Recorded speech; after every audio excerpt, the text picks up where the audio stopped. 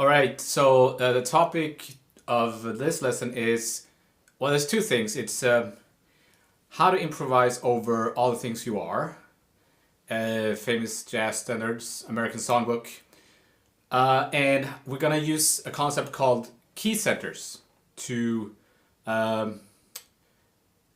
a method to improvise over this tune. And I picked this standard because it has several key centers in it, so it's not just one key. So it's an American songbook standard, but it's still kind of complicated as opposed to most jazz standards, tunes like But Not For Me or whatever, those kind of tunes where it's basically one key. So you could get away with playing just in one key. This one has four keys. So you need to be able to know what you're doing on this tune. So let's just look at the chords. First four bars, I guess.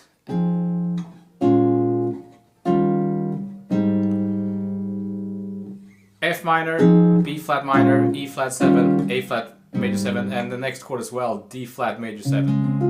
All those chords belong to the key of A flat major, which means that you can play A flat over all those things. So I'm gonna just loop the first four bars here.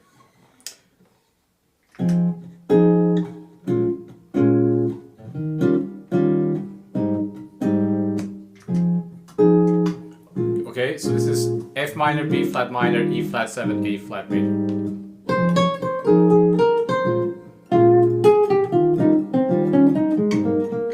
So I'm just playing in A flat major now. I'm not thinking about Dorian or Aeolian or whatever. I'm just thinking A flat major.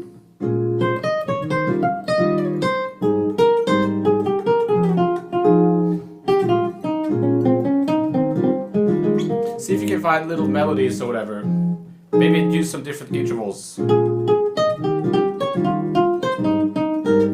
Okay. So let me erase that. Now, problem is that after that it modulates to C major.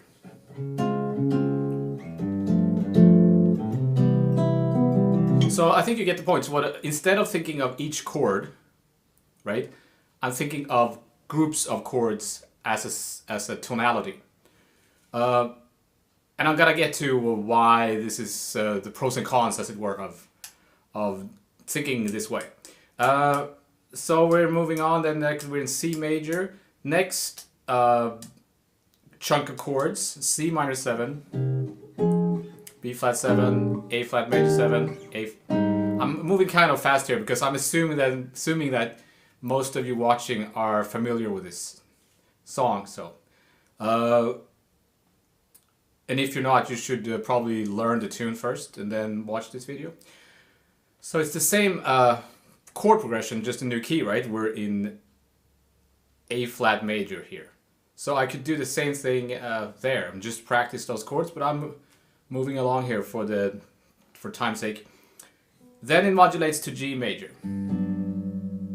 So we have first four bars of the tune, A flat major, then modulates to C major. Now we're in E flat major.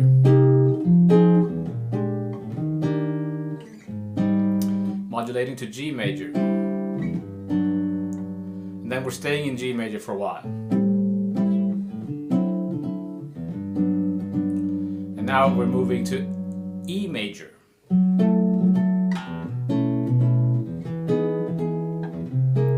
then we're back to the beginning, but it's a little bit different at the last A section, or I guess it's the C section. So to make this point even more obvious, I can play pedal points. I can pedal the bass notes. So if I'm playing from the top,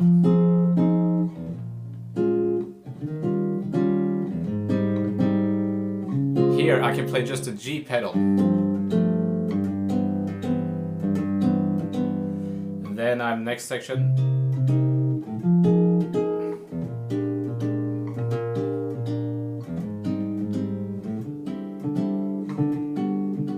Staying D pedal.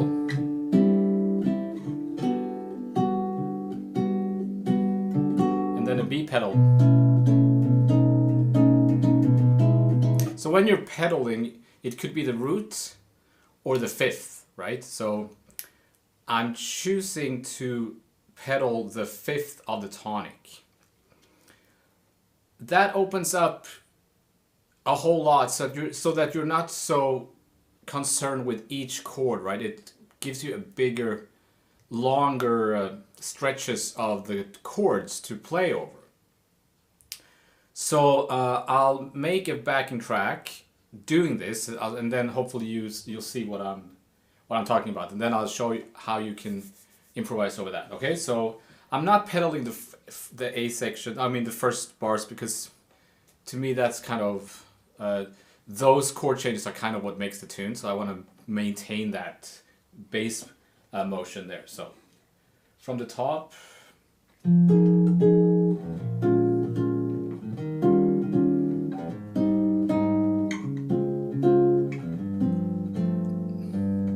G pedal,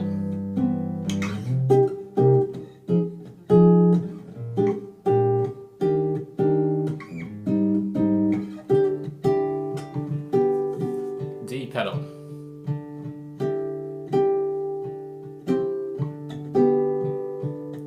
B pedal,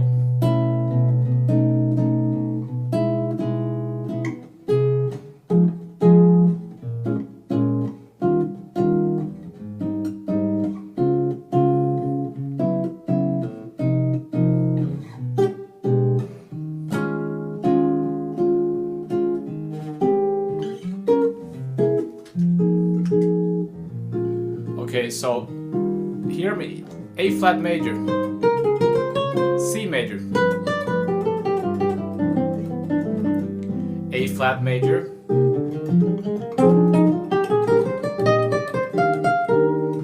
moving to G major,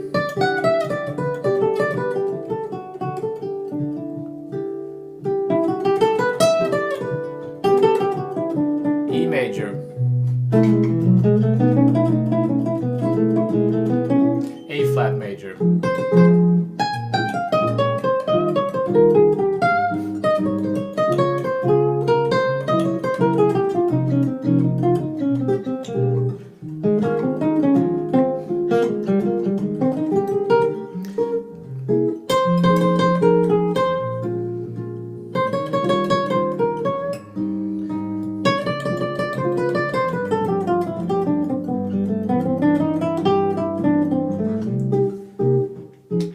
okay, that was kind of bad at the end there, but so you see, I'm not thinking of each chord, right? I'm just playing something in A flat major, and then something in C major, and so now again, I know what some of you are thinking, right? So this is lazy. I know I had a teacher who didn't like this kind of approach because it's, in his opinion, it's lazy. You need to be able to play over each chord and understand which chord you're on. And so my take on all that is that, sure, you do need to do that, but this is another approach. So it just goes to show that jazz improv is a difficult thing, and there's no right or wrong. And if some teacher tells you this is the right way to do something and the truth, the secret hidden truth of jazz, I would be suspicious of that. So you need to find your own way, and this can help. Because what happens, if you've been following my lessons, for example, maybe you've been practicing your bebop scales and your arpeggios and chord tones and all that, it's easy to get stuck in that kind of thing where you're playing on each chord. And that can actually, I mean, it's great to be able to do that, and you need to be able to do that, but it can also be limiting in a way, because the reality of playing is that when you're actually on the bandstand playing and the band is cooking, all that stuff doesn't really matter, right? So because the bass player might start pedaling, and the piano player might start playing all this crazy stuff, and you just need to be able to go there.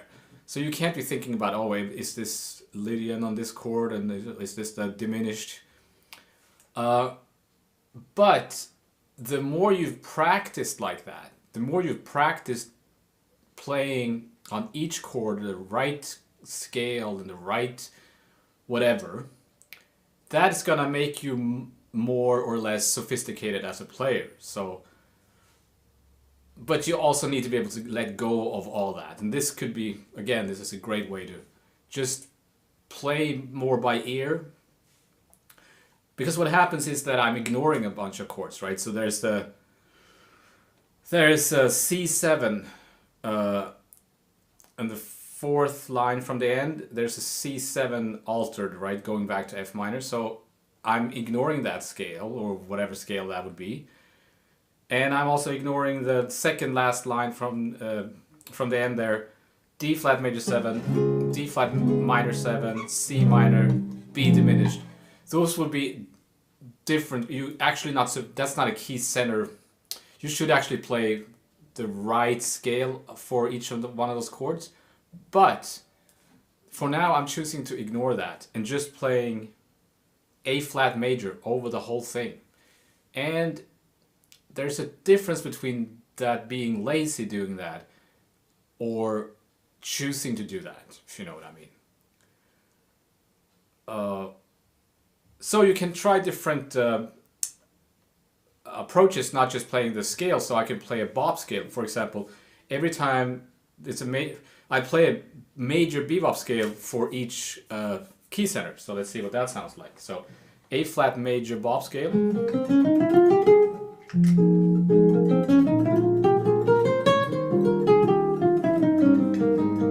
The C major bop scale. E flat major bop scale,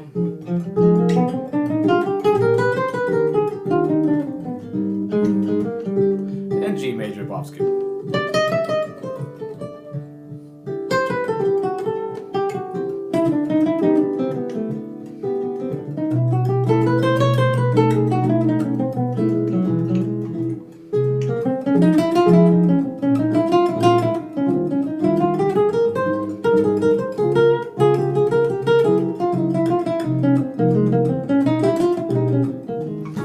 I just ignored all those chords, but I think it sounded okay. Now I can explore different intervallic ideas, like maybe play fourths. So here's C major, fourths. E flat major, fourths.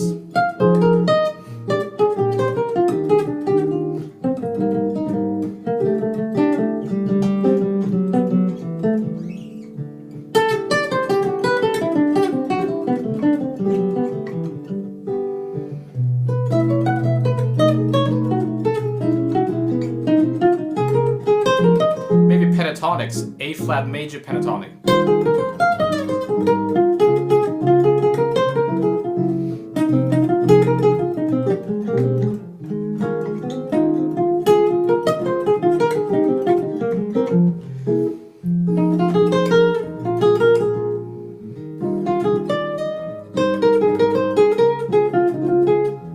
C major pentatonic.